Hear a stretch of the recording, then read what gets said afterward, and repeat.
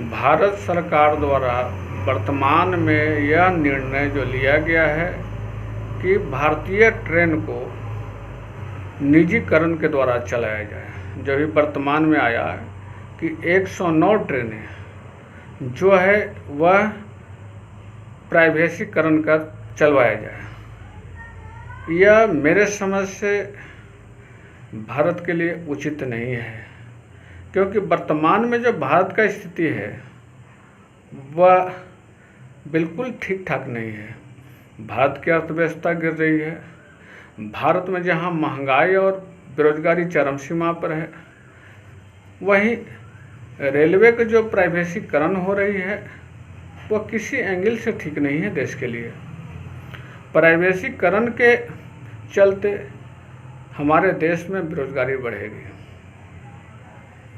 यातायात पर प्रतिकूल असर पड़ेगा,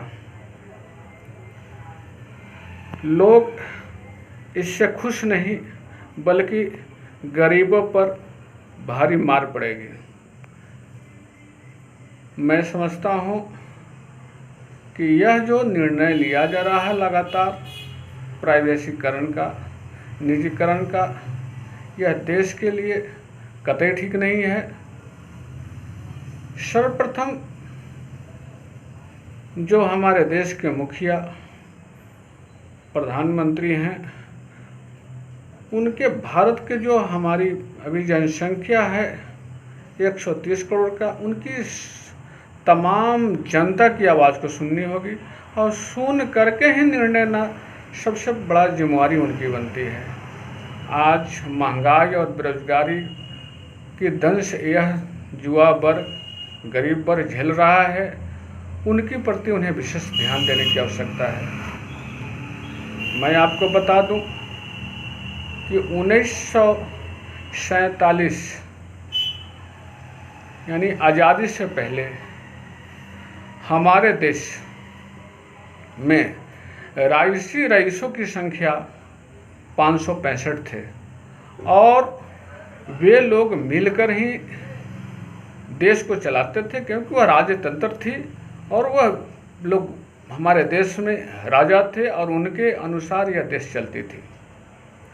आज़ादी के बाद हमारे देश के हिस्से में 562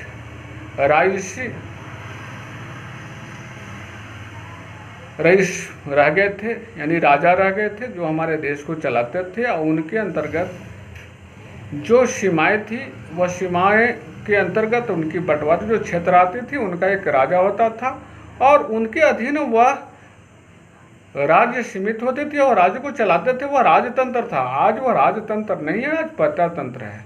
लेकिन जो स्थिति बनते जा रही है वर्तमान सरकार की ओर, इससे पता चलता है कि वर्तमान सरकार जो प्राइवेसीकरण कर रहे हैं, इससे साफ संकेत मिल रहा है कि हमारा जो लोकतंत्र है, प्रजातंत्र है, शायद वह पुनः फिर से तो वह राजतंत्र की ओर ढकेल तो नहीं रहे हैं। हमारे आज़ादी तो नहीं छीनती दिखाई दे रही है। उस समय जब वे रईसी लोग थे, जो राजतंत्र के राजा थे, उनसे लेकर के और सरकारीकरण करने में जो उनको परेशानियां हुई होगी, जो उस समय सरकार में रहे होंगे, क्या झेले होंगे, तब जाकर के सरकारीकरण हुई होगी। और आज जो सरकारीकरण है उसे पूर्णतः उस ओर आज़ादी से पहले की ओर स्थिति में राजतंत्र की ओर लेकर जा रहे हैं। तो इससे यह साबित होता है कि हम किस ओर जा रहे हैं। हम विकास की ओर जा रहे हैं कि विनाश की ओर जा रहे हैं। आज़ादी से पहले वाला उस गुलामी के दौर में तो नहीं जा रहे हैं। दूसरी ओर हमारे मुल्क पर दूसरे देशों की हावी है, लगातार आक्रमण हो रहा है। इसके प्रति विशेष ध्यान देने की जरूरी है। हमारी बेरोजगारी और हमारी महंगाई के प्रति विशेष ध्यान देने की आवश्यकता है। तो मैं यही कहूँगा कि माननीय प्रधानमंत्री जी इस पर विशेष ध्यान दें और प्राइवेसीकरण की जगह लोगों को रोजगार और बेरोजगारी पर विशेष ध्यान दें। मैं आपसे पुनः एक बार प्रार्थना करता हूं कि इस पर विशेष ध्यान दें। जय हिंद, जय भारत।